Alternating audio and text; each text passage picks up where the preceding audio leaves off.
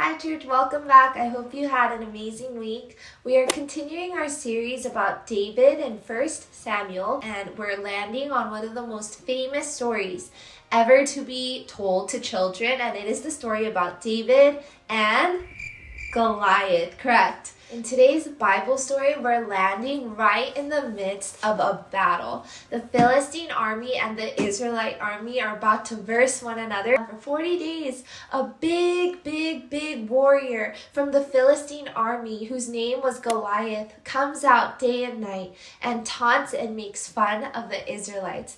The Bible says he's 6 cubits tall, which is equal to 9 feet tall with us. Can you imagine how big Goliath must seem and how mighty he is with all of his armor? Well, yeah, the Israelites for 40 days couldn't move. They couldn't attack him no matter how many times Goliath said, "Which one of you is going to come and face me?" The Israelites like, no way. And in fact, in verse 24, this is how they responded, okay?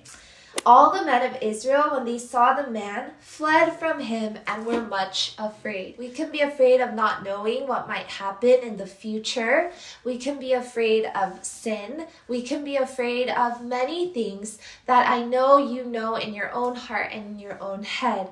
And when we're truly afraid of something, in our hearts, we start to freeze. We don't know what to do, and we get nervous. Just like in this game of Jenga I'm about to show you guys, we start tapping at little pieces, trying to see if everything's going to fall apart or if it's going to be okay. And we try our very best, making sure that nothing is going to go wrong. And we live kind of afraid. We live kind of nervous because in the midst of facing something that we're really afraid of, we don't know what to do. And that's a natural response to fear. And all of the Israelites and even the king are feeling this kind of fear where it's trying to knock them down and stop them from God's plan. Well, right on time, Jesse sends David, the youngest son, out into the battle. And David normally was not out there. He was tending to the sheep, fighting bears and fighting lions. But Jesse sends him out to give food to his older brothers.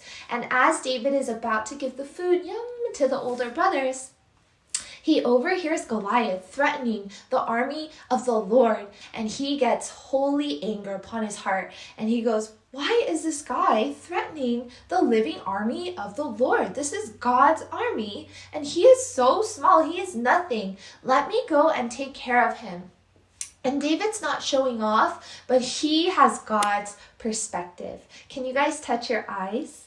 Can you guys touch your heart? David, when he hears the threats of the enemy, he has God's perspective and God's heart.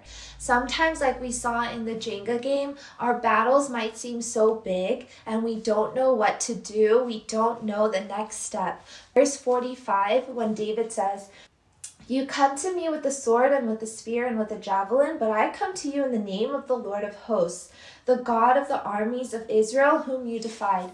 He's saying, my God has already won. This Jenga game, we might be so scared. We don't know the next step. We don't know what block to pull out. We don't know if it's going to fall apart. And that's something we can't know. But when we trust our God, who already won the entire game, we have nothing to fear because everything is in his hands. If you forget that you are a child of God and Jesus paid the highest price for you to call you beloved, to call you his own anytime you might face danger or something you are scared of, then that is the moment that you lose your power. Your power comes and your faith comes from knowing who you are. You are a child of God.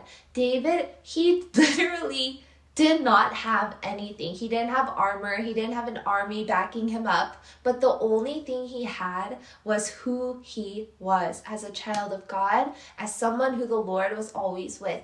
You might not be facing many Goliaths in your life, but people around you might be. Adults might be. There are very scary things right now that we cannot control, and we don't know what to do because we don't know what might happen.